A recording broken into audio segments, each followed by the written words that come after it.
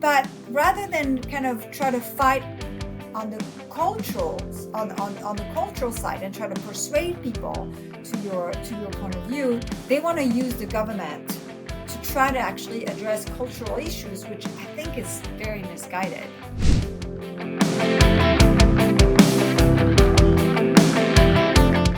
Hello, welcome to the Let People Prosper show. My name is Dr. Vance Ginn. I hope you're having a prosperous day.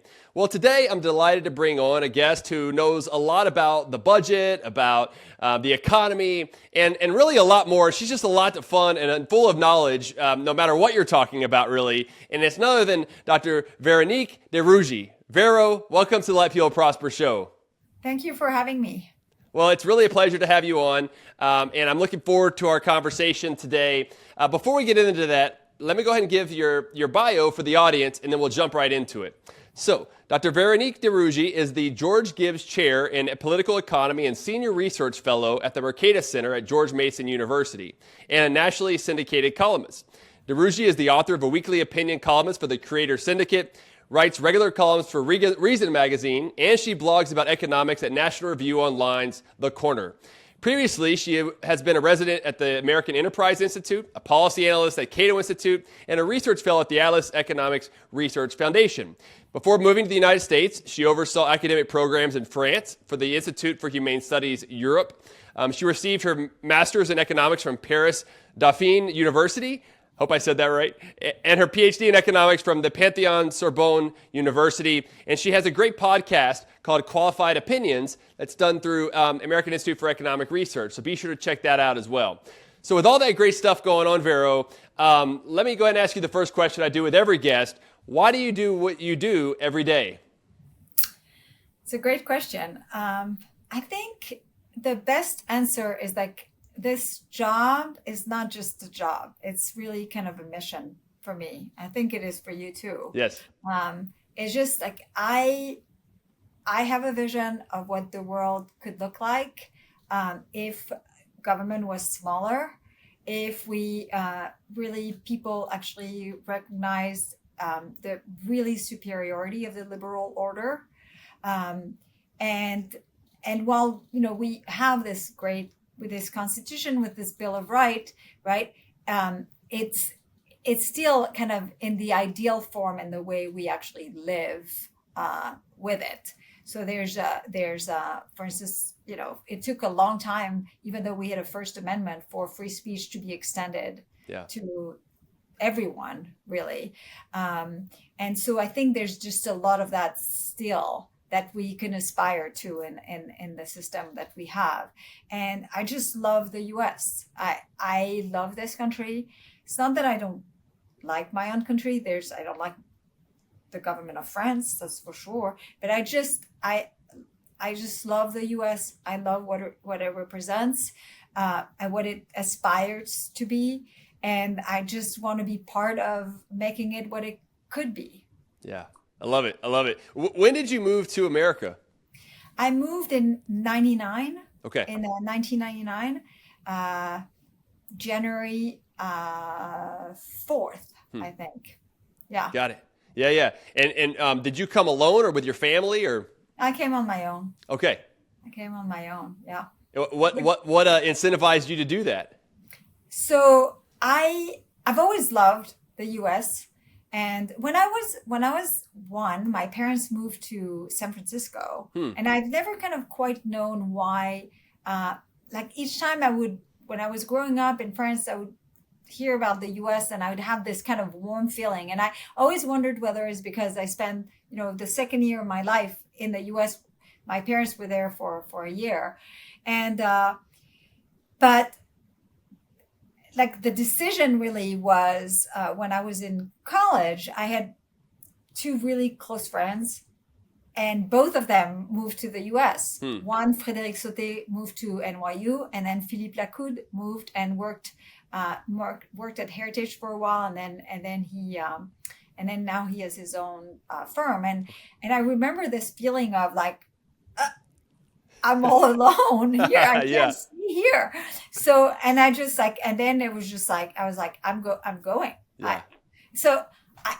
I don't know if I would have never gone if both of them we were in college together. We were in undergrads together, and then we just all pursued our different PhDs at different places, but we were still extremely close. So when they left, I was like, oh, Yeah. What do I do now? I was just like, I can't stay here on my own Yeah. because they weren't, weren't a lot of libertarians in France, right? So it was a very small group. In fact, I remember when we had emails it was like kind of 98 probably in France.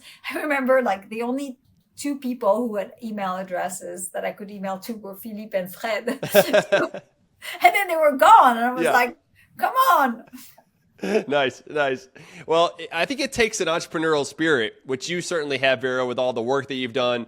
But in order to leave your country, to go to another country is a testament to your entrepreneurship, but also the idea of America that you didn't get there. And, I think it's unfortunate, and we can talk about some of the policy stuff, but there's such a push against immigration these days that is concerning to me as more libertarian and classical liberal, but someone who also believes in entrepreneurship and the prosperity for people, no matter where they live on earth, that we should want people to be more prosperous in the best place for them.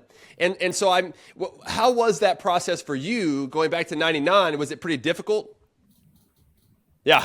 There were two things that were difficult. So the immigration process itself is hard, right? I came here actually as a student. So I came here to GMU to finish. That was my door to coming here. Yeah. So I was on a F1 visa. I think it's a student visa. That wasn't too hard. What was hard was actually to stay. That was hard. That process was just as painful as it gets. It takes years and years and years and years. It's really stressful because the stakes are so high. Yeah. And it was hard in another way, right? When I arrived, the visa stuff was easier, but what was hard is like it was a much harder adjustment than I thought it would be.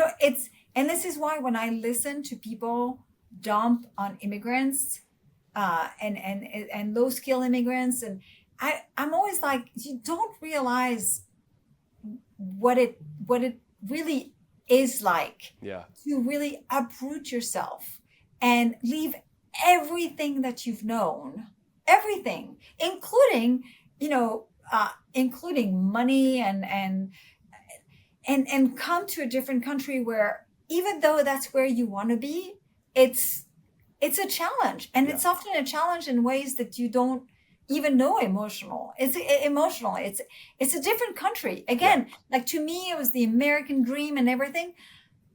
But I was shocked by the fact that in so many ways, the culture was so different that it was something I needed to adjust to. I left. I was in my 20s. I was 29 actually when I moved here. I had a whole life in Paris, right? I had lots of friends, and I uproot myself and I go live in a group home, right? Where I don't really know anyone. And it's just, and I'm restarting from scratch. And that's what a lot of immigrants are doing. And people don't realize that you don't do this. You don't do this if you don't really want to be somewhere, or if it's really crappy where you've left. It wasn't exactly that where I was. It was just not for me. Sure. But it's so hard. And then the immigration process was just getting my green card. I mean, when I went to work for Cato, I got I was on an H-1B visa, which I waited for like a ton of time. And finally it came through on September 10th, 2001. So my first day in Cato was September 11th. Wow. 2001. So I got lucky in a sense because I don't know what would have happened a day later. So it's just, and then kind of once you're done with your two H-1Bs, you have to get a green card if you can. It's hard. And by then you've made your life here. Yeah. And so it's stressful because the stakes are so high that you're not going to be able to stay. Yeah. And I just, a lot of I understand that the conversation about immigrations don't really involve a lot of understanding what immigrants go through. But I think it just wouldn't be kind of a bad idea for people, especially those who just don't want any immigrants here or have reservation for whatever reason. A lot of them, which I can understand where it comes from, but to kind of think a bit more about why people don't come here because they hate this country. We come here because we think it's so much better than whatever life we would have elsewhere. And to this day, I've never had any regrets. Nice. Yeah. Well, it's a beautiful story, and it's one that I hope we have more of. I think that there has been so much pushback on immigration, and I live in Texas, so I'm kind of right in the center of what's going on with the border of Mexico and people coming over. And I understand, some of the concerns that are going on, and so many people flooding over at one time makes it difficult of how to house them and do certain things. So there's some practical issues with it, but it goes back to that our immigration system is broken. and somehow government is supposed to solve a government failure problem, which that's usually what government and a lot of people are trying to do. And this is a microcosm of that, which is influencing us so much. And as you know, the economics, I mean, we need more supply of people. And it's not just that. I think to your point, though, which is so important, is that I think we should treat people like people. Not like immigrants, not like something else, but treat people like people again. With a lot of our rhetoric, Vero, is that I see, and it comes from the right mostly, from the populism sort of angle, is that whether you're Chinese or if you're a different country, there's a lot of push against them. When I'm like, look, I want people to be prosperous everywhere. I want people to have liberty everywhere. And unfortunately, I think too often we fall victim to thinking more about ourselves, which people are self-interested. We want to be loving, but we also want to be lovely, I think. Even if you go back to Adam Smith and what Russ Roberts talks a lot about, is we want to be lovely to the people around us. And to your point real quick is, whenever we moved to Virginia, which is one way we met whenever I was in D.C. and at the White House for a year, is a long year, but it was there for a year. We moved to McLean, Virginia. And for me, it was tough just to leave Texas, which I had been born and raised and everything, to go to Virginia. One thing was that Virginia had an income tax that I had never paid, and that sucked. But there was a different climate. And then being in the White House, you had a very transactional culture versus me being more relational and being from the South and everything was a huge adjustment. But with all that said, it would have been nothing like moving to an entire different country. I can't even imagine some of that. And so I think we do need to get back to treating people like people, don't you think? Yeah, no, I entirely agree. And listen, one of the things that the U.S. has done really, really, really well is actually integrate people. I remember, you can take any immigrants, take Bolivians who've been in the U.S. for a year, try to get them to babysit your children on Thanksgiving. You can't find anyone from anywhere because you know what they're doing? They're celebrating Thanksgiving. Yeah. They've embraced the culture. Now, I will say that what I worry about, I think that the machine behind the ability of immigrants to immigrate to the U.S. and integrates in the system is there was always this really strong sense in America about who we were. And I mean, I became an American, so I can say we. Yeah. And there also this kind of there's this Bill of Rights that or this Constitution, but the Bill of Rights, I think, is kind of a guiding documents that really serve as, it doesn't matter where you come from. It doesn't matter what you used to believe before. In this country, this is what we believe.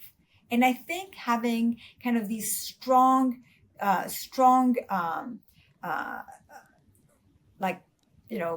rules that are just universal in a way. Yeah. And I think it was really helpful, and that everyone kind of looked to and understood there was an implicit adherence to and understanding culturally that this is what it meant to be American. And what I worry about and is that we're losing a lot of that. Yeah. And I think that if the country becomes confused about what it is, it's going to be really also harder to integrate people like we used to, and to make them become, this, to become. I think it's going to be hard. I think it's harder. It will be harder culturally, and that's a shame, because the U.S. is not just like a remarkable economic machine. It's a really, there's something culturally that was always just really inspiring to me, at least. Yeah. Same here. And I think maybe it could take us into our next part of the conversation, where this kind of discussion that's being had maybe on the right, if you will, and of national conservatism versus freedom conservatism, or conservatism in general. And it's this big discussion going on overall. I've signed the freedom conservative principles. I know you said you hadn't, but with all of that going on, there's this kind of discussion among what's going to happen for the future, and we already have one progressive, progressives just in general, but it's almost like the new right that they're calling themselves, quote unquote, the new right, are like the old progressives, where they want larger government, they want labor unions, they're okay with raising taxes, especially tariffs, and to grow government in a sense of getting their outcomes that they think is best. And only if we had the right people in charge, then we could get that done as well. And it's very top-down approach. And something that seems to me, whether you look at what Edmund Burke talked about, or Russell Kirk and others kind of ordered liberty, there was still this feeling of individual liberty was there, and how it was a bottom-up approach in many cases. And it seems like we're taking this now on steroids of more of a top-down approach, to where we can have things that are more politically palatable, but politically palatable things aren't always the right direction to go. And from throughout history. And so I wonder what some of your thoughts are. And I loved your podcast you had recently on qualified opinions with Kessler, where I'll put that on the show notes page. You had a great discussion about this, but I want to get your thoughts on this as well, Vero. Well, so it's like, first, there's palatable to whom, right? I think it's palatable for a small number of people, and they're targeting another small number of people. So it seems to me that a lot of the people who are like the serious kind of like very active people in the NatCon movement it seems to me that power is driving them a fair amount. But really what they have in mind, you don't feel that they have in mind America in general. Right. A lot of the things that drive them, and I understand, is there's like men, like workers and men in particular, right? And there's a concern over men who've dropped out of the labor force, or the state of men in states that are not doing so hot, and that's driving them. And you don't have a sense that what is driving them is it's not a program for like everyone.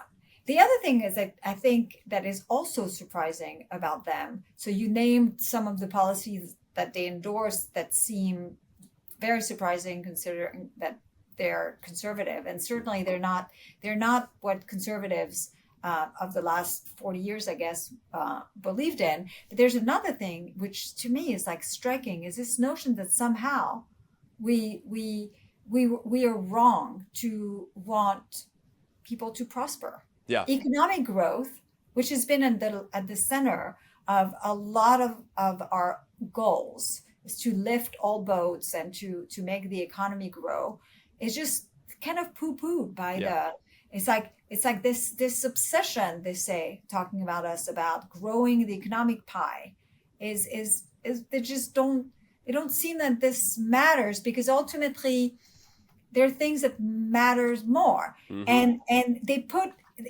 in conflict things that I think are not in conflict, right? They say the family. Okay, the family is not an economic entity, but certainly the family is going to do much better in an economy that is growing than one that isn't. Yeah. Right. And so there's this kind of contrast, and there's also this kind of worry about culture, which I share. But rather than kind of try to fight on the cultural on the cultural side and try to persuade people to your point of view, they want to use the government to try to actually address cultural issues, which I think is very misguided. Yeah, I agree. And there also seems to be a lot of vitriol, where there could be some negativity that goes on with that. Instead of having an honest discussion, you get a lot of chatter or arguments putting other people down instead of trying to bring people up and have these discussions. Their favorite insult is to call us a market fundamentalist. Yes. Right. Yeah. It's like we're market fundamentalist, and you can tell, like there was Senator Rubio went on a Twitter thread against me and a few others. I think it was Eric Bone at Reason, Colin Grabo at Cato, Jonah Goldberg at the Dispatch, and I mean he's a U.S. senator, right?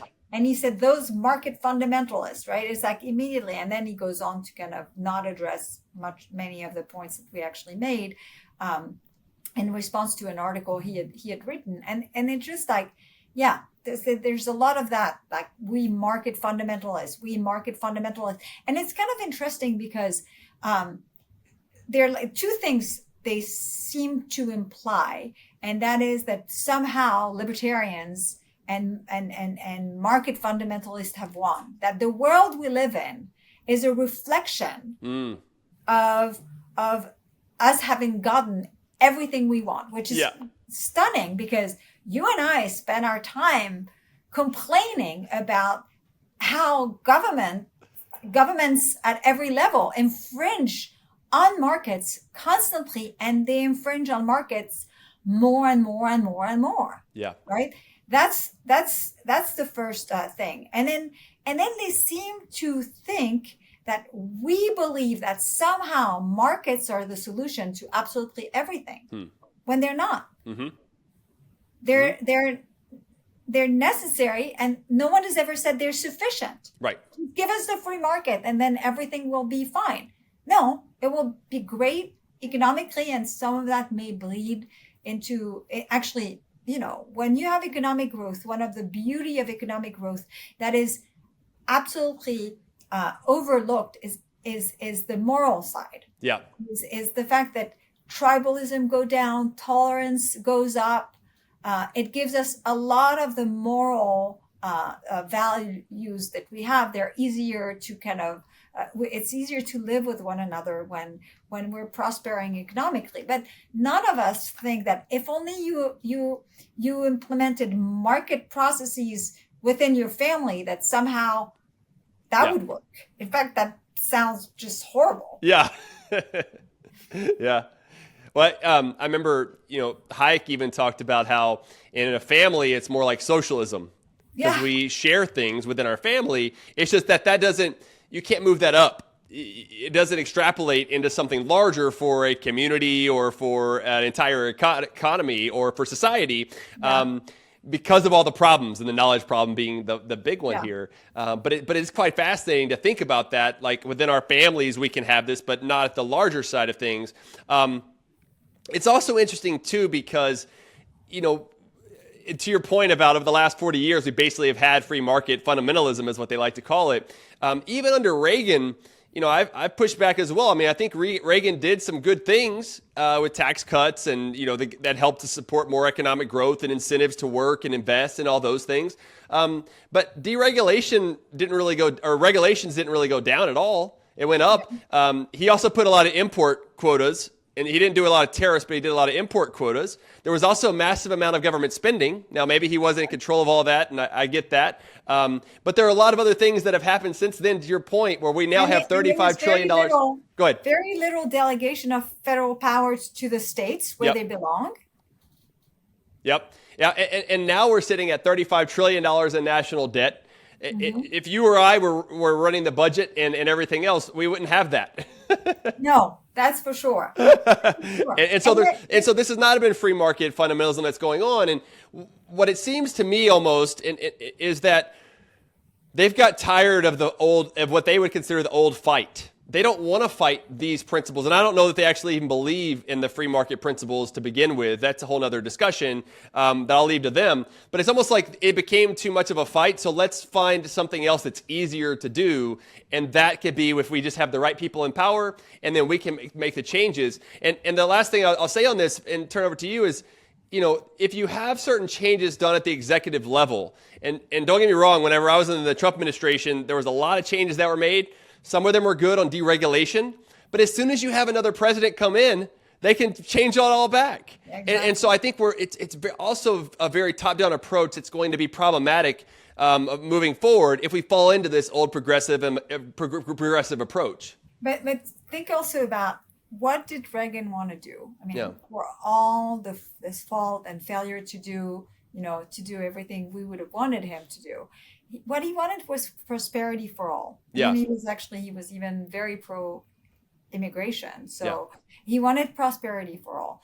I really think what is driving the NatCons is a real worry for men. Yeah. And working men, those who have been left behind. And I think it drives a lot of their policies. So think about the call for industrial policy in the name of reviving manufacturing, right? Yep. Manufacturing have always been at the time where manufacturing was a big deal. I mean, it is still a big deal. I mean, it produces a ton of value. But when it employed a lot of people, they were mostly men, right? And so it was a world where women were working, but certainly not at the level or at the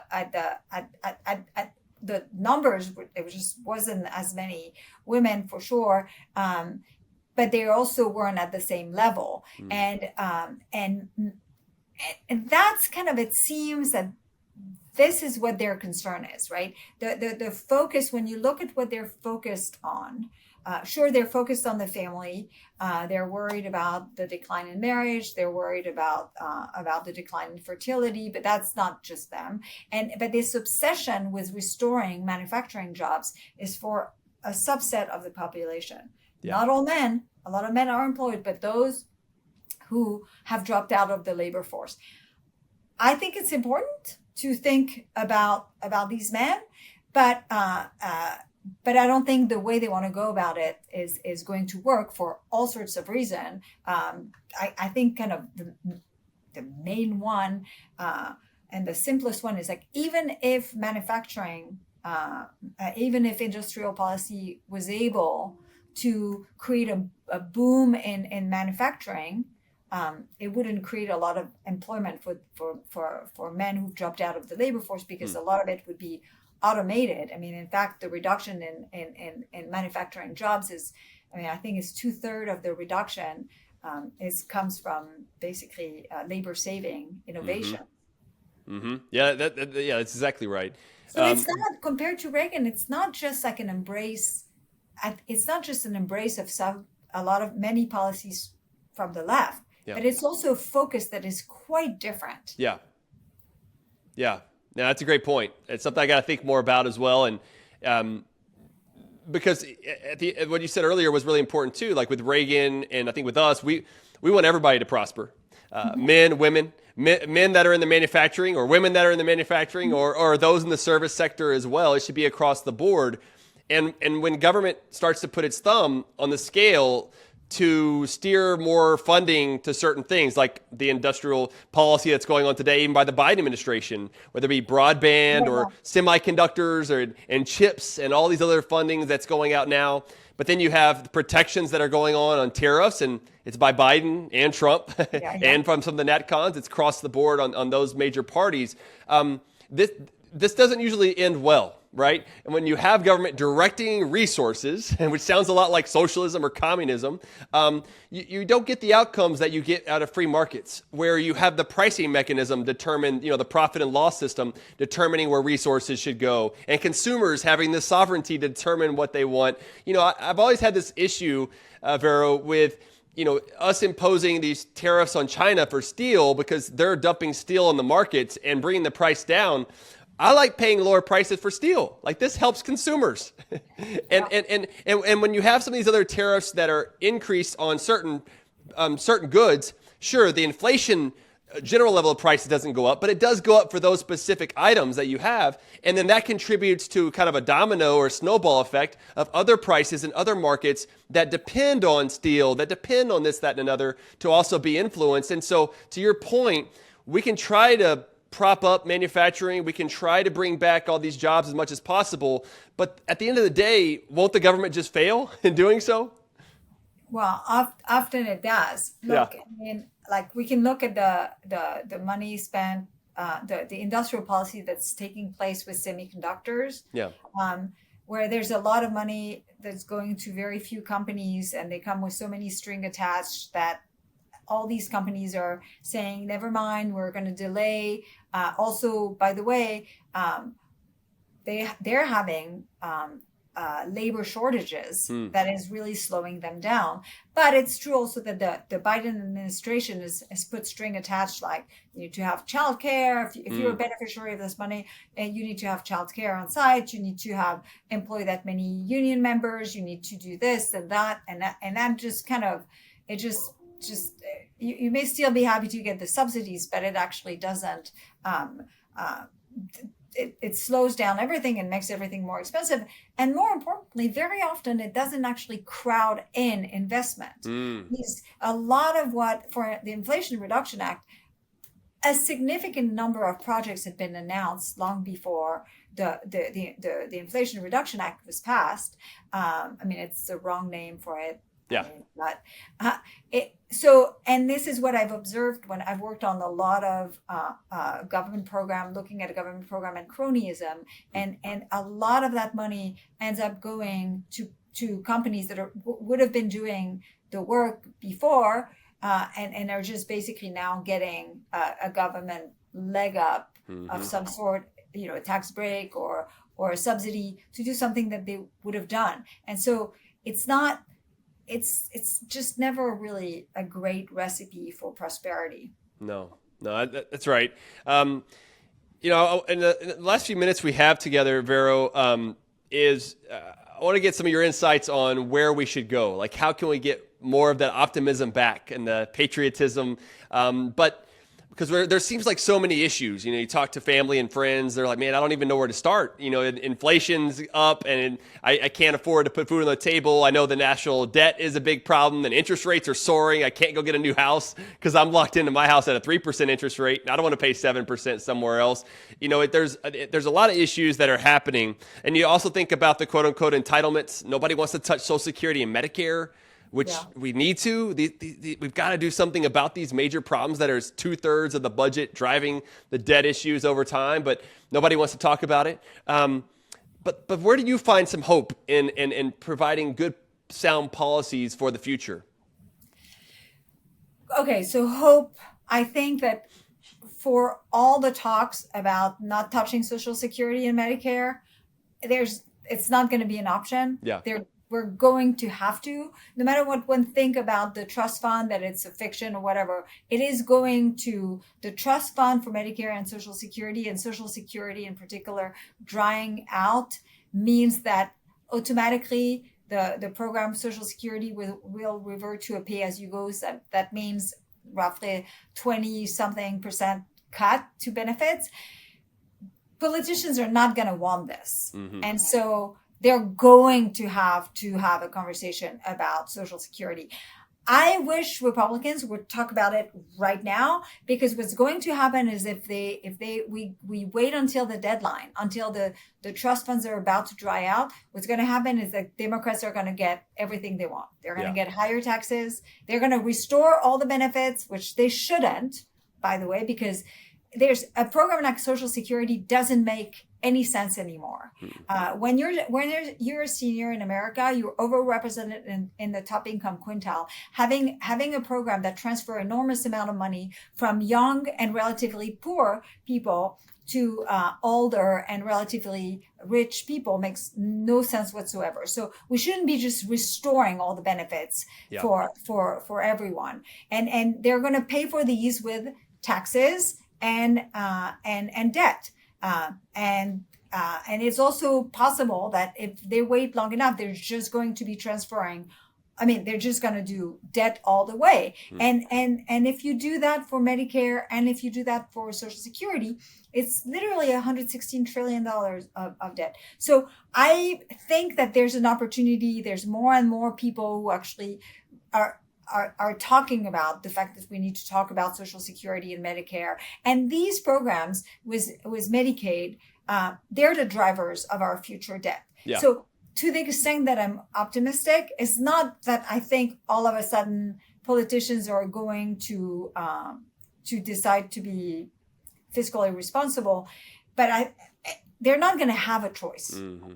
I'm hoping that there are enough Republicans who wake up, before it's too late, that maybe will have an influence on the benefit side. Yeah. And ideally, I would love to move away from an age-based program. Same for Medicare for all, and just have a needs-based program. Yeah. Because I think that would make more sense. I'm also I'm hoping that like for our side is kind of organizing, and I think we're doing a lot of thinking about how we can convince the American people in a way that we haven't tried to in a long time. I think we took a lot of things for granted. I'm hoping something good is going to come out of this. I think we're re-engaging a lot with the younger people, which we really need to, because it's their future we're talking about. And ultimately, I'm a faithful believer that Americans, they're just not like everywhere else. And I think their common sense will prevail, and they will want to save this country that they have. But that's my hope. Yeah. Well put, as usual, Vero. It's always a pleasure to talk with you. Thank you for being on the Let People Prosper show, and God bless you and your family. Thank you. Excellent. To you. Excellent. Well, it's always a pleasure to talk to Vero. As you can tell, I'll be sure to put all this at the show notes page. And hopefully you can share this with your friends and families. Go out and give us a 5-star rating, and don't forget to subscribe. You can find all this at vanceginn.substack.com or vanceginn.com or on your favorite platform. Just share it with them. It'll be great. This has been a great conversation. And until next time, let people prosper.